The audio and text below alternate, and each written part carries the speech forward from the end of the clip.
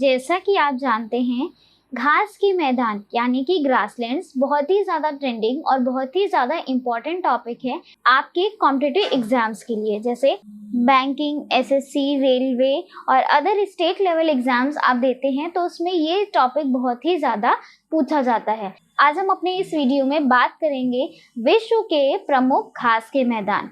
I am Shikha and you are watching e Pathshala. If you want to study important GS topics, then you can subscribe our channel. So let's start the video. विश्व के प्रमुख घास के मैदान यानी कि grasslands के बारे में आज हम अपने इस वीडियो में पढ़ेंगे। तो आइए सबसे पहले जान लेते हैं ग्रासलैंड्स या घास के मैदान क्या होते हैं।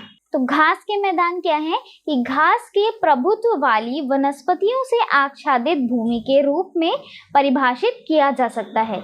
यानी कि एक ऐसा लैंड, एक ऐसी भूमि जिसके ऊपर घास ही घास हो और घास से उपयुक्त जो वनस्पति है वो पूरी लैंड को कवर कर ले। यानी कि एक ऐसा लैंड जो पूरी घास से कवर्ड हो, ऐसी भूमि को ही हम घास के मैदान कहते हैं, जिसमें अत्यंत कम अथवा कोई वृक्ष आवरण नहीं होता है। यानी कि ग्रासलैंड क्या है, जिसमें किसी भी प्रकार की कोई वृक्ष नहीं पाए जा रहे हैं बल्कि सिर्फ घास ही पाई जाती है।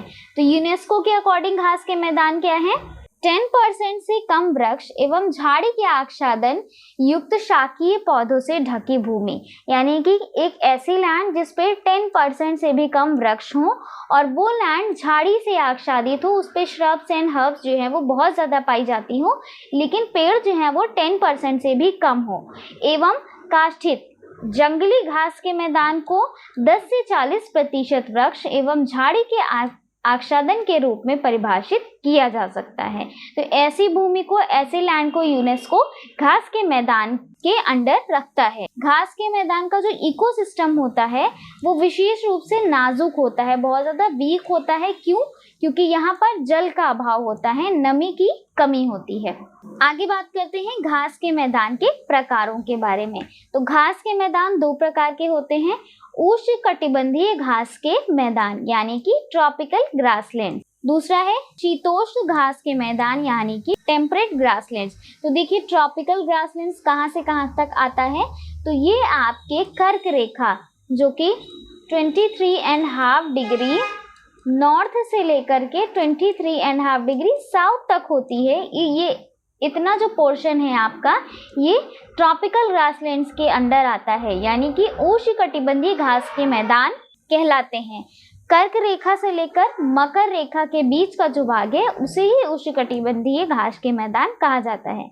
और शीतोष्ण घास के मैदान कर्क रेखा से ऊपर का पोर्शन 23.5 डिग्री नॉर्थ से लेकर के 66.5 डिग्री नॉर्थ तक आपका शीतोष्ण घास के मैदान, और उधर मकर रेखा से लेकर के अंटार्कटिक सर्कल या 23.5 डिग्री साउथ से लेकर 66.5 डिग्री साउथ के बीच का जो पोर्शन है वो आपके टेम्परेट ग्रासलैंड्स में आता है। सबसे पहले हम पढ़ेंगे उष्णकटिबंधीय घास के मैदान या फिर ट्रॉपिकल ग्रासलैंड्स। तो देख लेते हैं क्या होता है। उष्णकटिबंधीय घास के मैदान भूमध्य रेखा के समीप, यानी कि जो इक्वेटर है उसके ऊपर जो कर्क रेखा है वहां से लेकर के इक्वेटर के नीचे साउथ में जो मकर रेखा है उसके बीच का जो पोर्शन है वो आपका उष्णकटिबंधीय घास के मैदान के अंतर्गत आता है।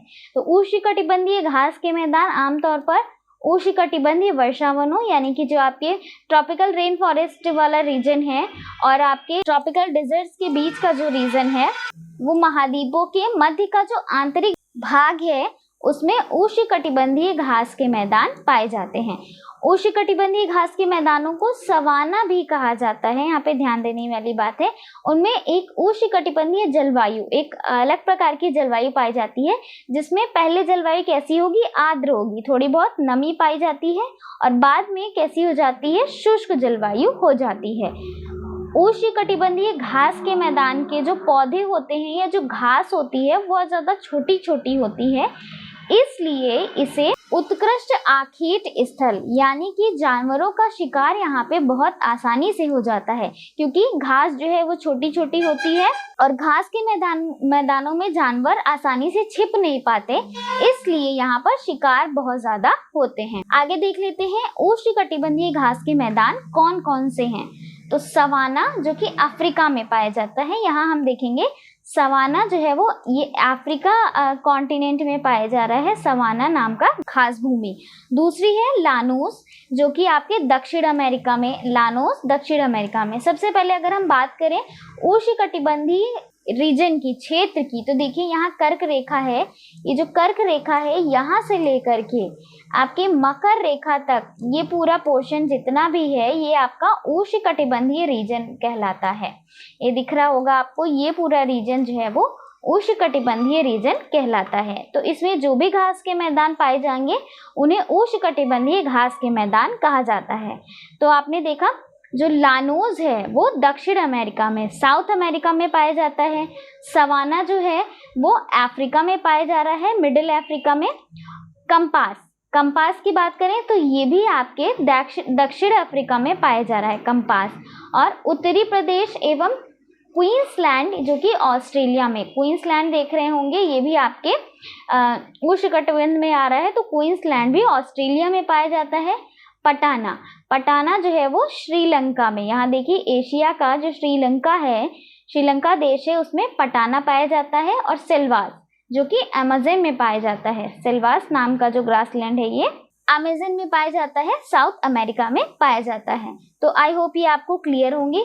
एक छोटी सी ट्रिक है यहाँ पर, साउथ अमेरिका के जो आपके दक्षिणी अमेरिका के जितने भी ग्रासलैंड्स हैं, यहाँ पर आप देख रहे हैं सिल्वास, लानोस, कंपास और पंपास, ये सभी सा अक्षर से खत्म हो रहे हैं। तो आप ध्यान रखिएगा, सा अक्षर से खत्म हो रहे हैं और सा से साउथ अमेरिका में पाए जा रहे हैं।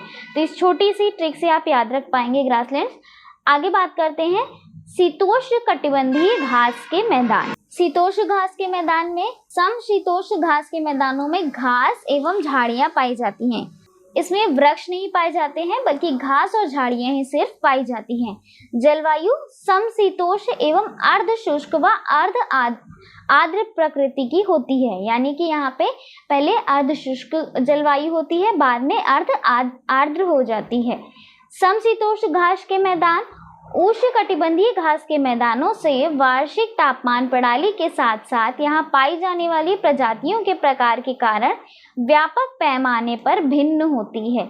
यानी कि जो वार्षिक तापमान है उस तापमान के कारण जो शीतोष्ण घास के मैदान हैं उनमें और उष्णकटिबंधीय घास के मैदान की जो प्रजातियां हैं वो दोनों व्यापक पैमाने पर एकदम डिफरेंट होती हैं। सामान्य तौर पर नदियों एवं जलधाराओं से जुड़े नदी तटीय या तटवर्ती वनों को छोड़कर, यानी कि जहाँ पे नदियाँ पाई जा रही हैं, धाराएं पाई जा रही हैं, तटवर्ती क्षेत्र जो पाए जा रहे हैं, वहाँ जो वन होते हैं वहाँ वाले स्थान को अगर छोड़ दिया जाए तो ये क्षेत्र वृक्षों से रहित होते हैं। यानी कि ऐसा क्षेत्र जहाँ पे नदी, तालाब, झरने ये सारी चीजें पाई जा रही हैं, वहाँ पे वन भी अच्छे से पाए जाते हैं। लेकिन अगर इस नदी, तालाब, तटवर्ती इलाकों को छोड़ दिया जाए तो जितना भी एरिया है वहाँ पे वृक्ष नहीं पाए जाते हैं, क्योंकि वहाँ पे नमी नहीं होती, इसलिए वहाँ पर वृक्ष भी नहीं पाए जाते। इसके अतिरिक्त यहाँ की मृदा समृद्ध पोषक तत्वों एवं खनिजों की उपस्थिति के कारण उपजाऊ होती है। यहाँ पे नमी कम होती है लेकिन मृदा में समृद्ध पोषक तत्व पाए जाते हैं और खनिज पाए जाते हैं, जिसके कारण यहाँ की मृदा जो है वो बहुत अधिक उपजाऊ होती है। शीत ऋतु में, ठंडियों में बात करें तो यहाँ का जो तापमान है वो 0 डिग्री फ़ारेनहाइट और ग्रीष्म ऋतु में 90 डिग्री तक पहुँच जाता है। इसके अतिरिक्त इन घास के मैदानों में वर्षा मुख्यतः ओस एवं हिम के रूप में होती है। आगे देख लेते हैं शीतोष्ण घास के मैदान कौन कौन से हैं और कहाँ कहाँ पाए जाते हैं। तो देखिए स्टेपीज जो है या स्टेपी भी कहते हैं, स्टेपीज जो है वो यूरेशिया में, यूरेशिया यानी कि यूरोप प्लस एशिया, यानी कि ये वाला जो क्षेत्र है यहाँ पे आपकी स्टेपीज पाई जाती है। तो देख रहे होंगे इतने पोर्शन में आपकी ये एशिया में भी आ रहा है और यूरोप में भी आ रहा है, इसे इसलिए यूरेशिया कहा जाता है। तो स्टेपीज जो है वो आपके यूरेशिया में यानी कि यूरोप और एशिया दोनों जगह पे पाई जाती है। कर्क रेखा के ऊपर जो 66.5 डिग्री नॉर्थ और नीचे तरफ ही 66.5 डिग्री साउथ का जो पोर्शन है, उस पूरे पोर्शन को शीतोष्ण घास के मैदान के अंतर्गत रखा जाता है। तो प्रेयरी, दूसरा है प्रेयरी, ये आपका कहाँ पाया जाता है? नॉर्थ अमेरिका में पाया जाता है। प्रेयरीज जो है वो आपके नॉर्थ अमेरिका में पाई जाती है। दूसरा है पंपास। पंपास जो है वो आपके दक्षिणी अमेरिका में पाया जाता है। पंपास जो है वो आपके शीतोष्ण घास के मैदान के अंतर्गत आता है। तो दक्षिण अमेरिका का सिर्फ पंपास ही है जो आपके शीतोष्ण में पाया जाता है। बाकी सारे आपके लानोस, कंपास, सेल्वास, ये सब आपके उष्णकटिबंधीय में आते हैं। नेक्स्ट है वेल्ड, जो कि अफ्रीका में, यहाँ नीचे अफ्रीका में पाया जाता है वेल्ड। डाउन्स, डाउन्स कहाँ पाए जाते हैं? तो डाउन्स जो है वो ऑस्ट्रेलिया में पाया जाता है। डाउन्स नाम के ग्रासलैंड ऑस्ट्रेलिया में पाए जाते हैं। बुग्याल और मर्ग, यानी कि बुग्याल और मर्ग जो है वो भारत में पाए जाने वाले ग्रासलैंड्स हैं। वहीं कैंटरबरी न्यूजीलैंड में पाया जाता है, कैंटरबरी न्यूजीलैंड में, और पुस्तास जो है वो हंगरी में पाया जाता है। तो ये सारे आपके शीतोष्ण घास के मैदान हैं। मैंने आपको बताया कर्क रेखा से लेकर के ऊपर जो आर्कटिक सर्कल है और नीचे मकर रेखा से लेकर के जो अंटार्कटिक सर्कल है 66.5 डिग्री साउथ की तरफ जितना भी पोर्शन है ये आपके शीतोष्ण घास के मैदान में आता है। आगे बात करते हैं भारत की घास के मैदानों की। तो भारत के घास भूमियां जो हैं वो ग्रामीण चारागाहों के रूप में भारत के पश्चिमी शुष्क क्षेत्रों में विस्तृत हैं, यानी कि जो इंडिया का जो वेस्ट पार्ट है उसमें बहुत ज़्यादा घास के मैदान पाए जाते हैं। हिमालय पे जो घास के मैदान पाए जाते हैं मध्यम ऊंचाई की घास होते हैं और इन्हें अल्पाइन चारागाह भूमि कहा जाता है। अल्पाइन चारागाह भूमि कहाँ पाए जाते हैं? तो हिमालय में पाए जाते हैं। इन्हें जम्मू कश्मीर में मर्ग, जम्मू कश्मीर में इन्हें मर्ग और उत्तराखंड के गढ़वाल में इन्हें बुग्याल के नाम से जाना जाता है। अभी हमने मैप में भी पढ़ा था मर्ग और बुग्याल। तो ये देखिए बुग्याल और मर्ग जो है वो भारत में पाए जाने वाले ग्रासलैंड्स हैं।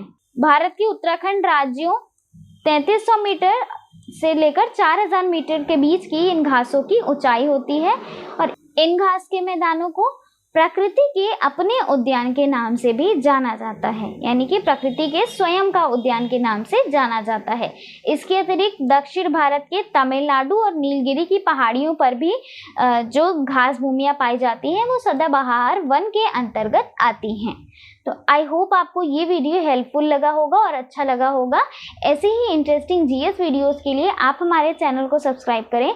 इसके अलावा आपको हमारे चैनल पर सीडीपी और कंप्यूटर के भी वीडियोस मिल जाएंगे और इंटरेस्टिंग पोस्ट के लिए भी आप हमारे चैनल को फेसबुक, इंस्टाग्राम और टेलीग्राम पर ज्वाइन कर सकते हैं। Thank you.